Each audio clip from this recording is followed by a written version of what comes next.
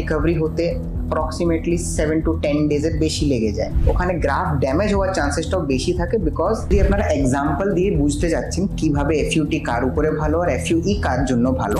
যেহেতু অনেকে লোক ভাবে কি একবার পিআরপি করার পরে কোনো মেনটেনেন্স নেই, না, পিআরপি ট্রান্সপ্লান্টের পরে মেনটেনেন্সটা করতে হবে আপনাদেরকে।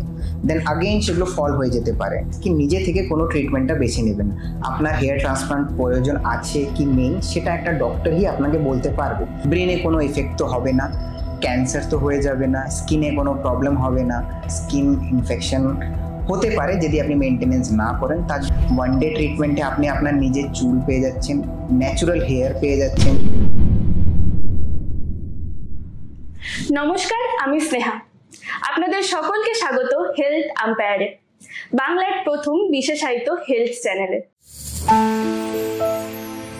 যেখানে স্বাস্থ্য পায় সঠিক রায়। এখানে আমরা বিখ্যাত ডাক্তারদের থেকে নির্ভরযোগ্য টিপস আপনাদের সাথে শেয়ার করব, যাতে আপনাদের কোনো রকম বিভ্রান্তি না হয়।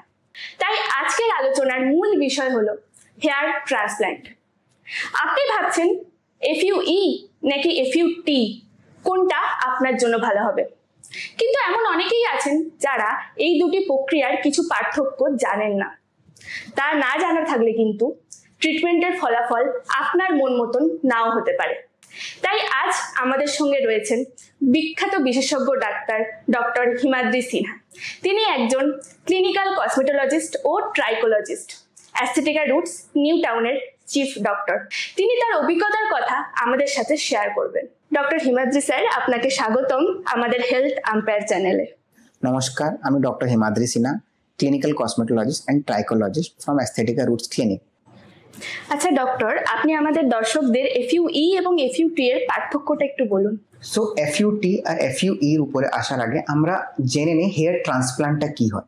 হেয়ার ট্রান্সপ্লান্ট মানে এক জায়গা থেকে চুল নিয়ে অন্য জায়গায় যেখানে চুল নেই সেখানে বসানো। তো হেয়ার ট্রান্সপ্লান্টের জন্য দুটো জায়গা ইম্পর্টেন্ট, একটা হচ্ছে ডোনার এরিয়া, একটা হচ্ছে রেসিপিয়েন্ট এরিয়া।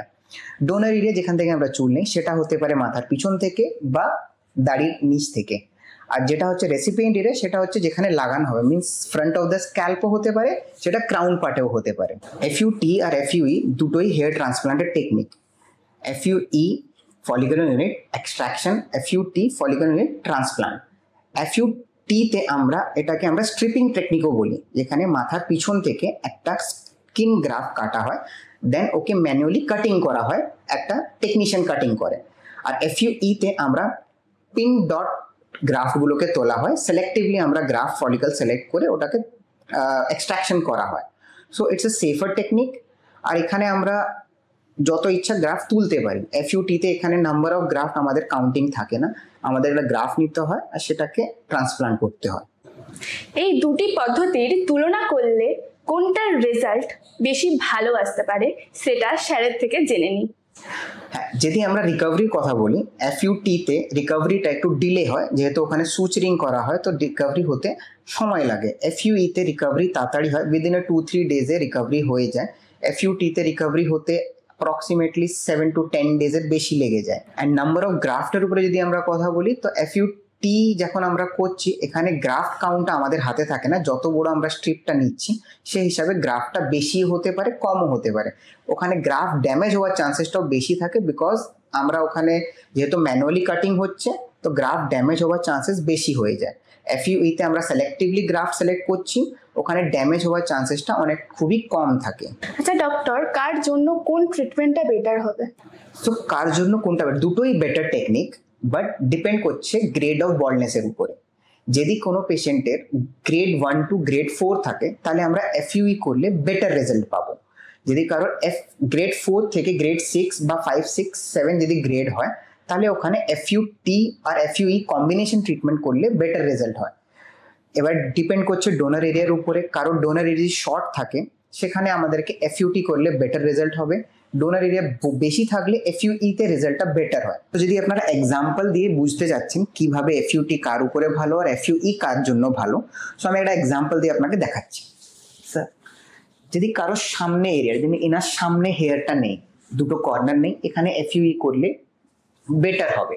যদি এটা হাফ স্ক্যাল্প অব্দিও থাকতো তাহলেও এফইউ করলে রেজাল্টটা বেটার হবে। আর যদি না এখান থেকে এই অবধি মানে গ্রেড 5 কি গ্রেড 6 যদি বল্ডনেস হতো, সেখানে এফইউটি আর এফইউ কম্বিনেশন করলে বেটার রেজাল্ট পাওয়া যেতে পারে।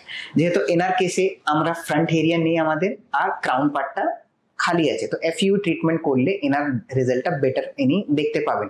ইভেন ডেন্সিটিটাও আমরা এফইউতে যত ইচ্ছা ইনক্রিজ করতে পারি, বিকজ আমাদের হাতে আছে সেটা কতটা গ্রাফ আমরা নিতে চাই।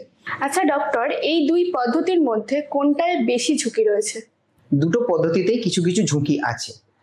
এফইউটিতে পেন একটু বেশি হয়, সোয়েলিং হওয়ার চান্সেসটা থাকে। এফইউইতেও সোয়েলিং হয়, কিন্তু ওটা 1 থেকে 2 দিনে কমে যায়। পেন ক্যাটাগরিটা এফইউতে কম হয়, এফইউটিতে একটু বেশি হয়। রেজাল্ট দুটোতেই সেম আসে, আর গ্রাফ সাসেপ্টেবিলিটিটা বেশি হয় এফইউইতে। আচ্ছা ডাক্তারবাবু, মেনটেনেন্স কি কি রয়েছে হেয়ার ট্রান্সপ্ল্যান্ট করার পর? মেনটেনেন্স সেমই আছে দুটো ট্রিটমেন্টে।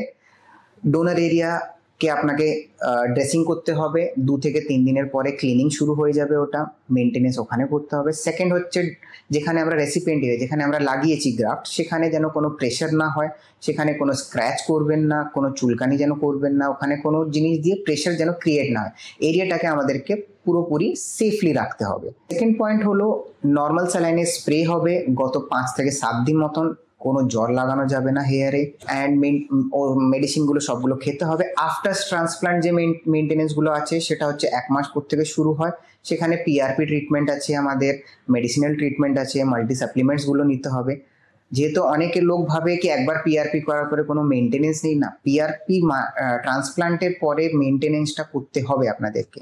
মেনটেনেন্স না করলে আপনাদের যে হেয়ার আছে সেগুলো গ্রোথ পাবে না, সেগুলো নারিশমেন্ট পাবে না, দেন আগেইন সেগুলো ফল হয়ে যেতে পারে, মানে ঝরে যেতে পারে। তো পিআরপি ট্রিটমেন্ট আপনাদেরকে করতে হবে প্রত্যেক মাসে, আর মেনটেনেন্স হিসাবে আপনারা সেটা করতে পারেন। আচ্ছা ডক্টর, যারা হেয়ার ট্রান্সপ্ল্যান্ট করাতে চাইছেন তাদের ক্ষেত্রে আপনি কি অ্যাডভাইস দেবেন? সব দর্শকদের জন্য আমার একটাই অ্যাডভাইস, কি নিজে থেকে কোনো ট্রিটমেন্টটা বেছে নেবেন না। আপনার হেয়ার ট্রান্সপ্লান্ট প্রয়োজন আছে কি নেই সেটা একটা ডক্টরই আপনাকে বলতে পারবে। হতে পারে আপনার ট্রিটমেন্টে ঠিক হয়ে যাবে, বা হতে পারে ট্রান্সপ্লান্ট করতে হবে, সেটা এফইউটি কি এফইউই সেটা পুরোপুরি ডক্টরের উপরে নির্ভর করছে, অ্যাডভাইসের উপরে। সেকেন্ড হলো এফইউটিতে যদি আপনার ধরুন দাগ যদি চাই আপনার, তো আপনি এফইউটি করতে পারেন। এফইউইতে আপনার কোনো স্কার থাকে না, কোনো দাগ থাকে না, হিলিংটা তাড়াতাড়ি হয়। যদি কারো ডোনার এরিয়া বড় হচ্ছে, ম্যাক্সিমাম 3000 কি 4000 গ্রাফট লাগবে, সেখানে এফইউইতে আমরা সেই জিনিসটা অ্যাচিভ করতে পারবো মিনিমাল স্কারিং দিয়ে, আর 1 সিটিংয়ে হয়ে যায়। এফইউটিতে সেখানে আমাদেরকে 2টা সিটিং কি 3টে সিটিংও করতে পারি আমরা। আচ্ছা ডক্টর, আপনি যে মিথসের কথা বলছিলেন, হেয়ার ট্রান্সপ্ল্যান্টে কি কি মিথস আছে? সো মিথস হেয়ার ট্রান্সপ্লান্টে কয়েকটা মিথস আছে যেটা সবাই ভিতরে চলছে, যেটা মানুষের ভাবে হেয়ার ট্রান্সপ্লান্ট যেহেতু মাথার উপরে হচ্ছে, ব্রেনে কোনো এফেক্ট তো হবে না, ক্যান্সার তো হয়ে যাবে না, স্কিনে কোনো প্রবলেম হবে না, হতে পারে কোনো ড্যামেজ হয়ে যেতে পারে, এরকম কিছুই হয় না। ব্রেনে কোনো ড্যামেজ হয় না, স্কিন ইনফেকশন হতে পারে যদি আপনি মেনটেনেন্স না করেন, তার জন্য ট্রিটমেন্ট আছে। দেন ক্যান্সার হওয়ার তো কোনো চান্সেসই নেই। So it's a safe treatment, hair transplant পুরোপুরি সেফ। 1 ডে ট্রিটমেন্টে আপনি আপনার নিজের চুল পেয়ে যাচ্ছেন, ন্যাচুরাল হেয়ার পেয়ে যাচ্ছেন, সেটা আপনি যেরকম আপনার গত 10 বছর আগে ছিল বা 5 বছর আগে ছিল সেটা আপনি ফেরত পেয়ে যাচ্ছেন। তো মিথস এখানে দুটোই আছে, যেটা হলো আপনার হেয়ারে আপনার কোনো ইনফেকশন হবে না, স্ক্যাল্পে কোনো ড্যামেজ হবে না। হ্যাঁ, আরেকটা মিথ যেটা চলছে সেটা হচ্ছে আই ড্যামেজ হয়ে যায় কিনা, সেটাও হয় না, চোখের সঙ্গে স্ক্যাল্পের কোনো রিলেশন নেই। আপনাদের যদি কোনো কোয়েশ্চেন থাকে হেয়ার রিলেটেড, কোথায় করাবেন, রিকভারি টিপস, তাহলে ডেসক্রিপশনে দেওয়া লিঙ্কে কন্ট্যাক্ট করতে পারেন, অথবা আমাদেরকে কমেন্টে জানাতে পারেন। ভিডিওটি যদি ভালো লেগে থাকে লাইক শেয়ার করুন, এবং আমাদের চ্যানেল হেলথ আম্পায়ারকে সাবস্ক্রাইব করতে একদমই ভুলবেন না।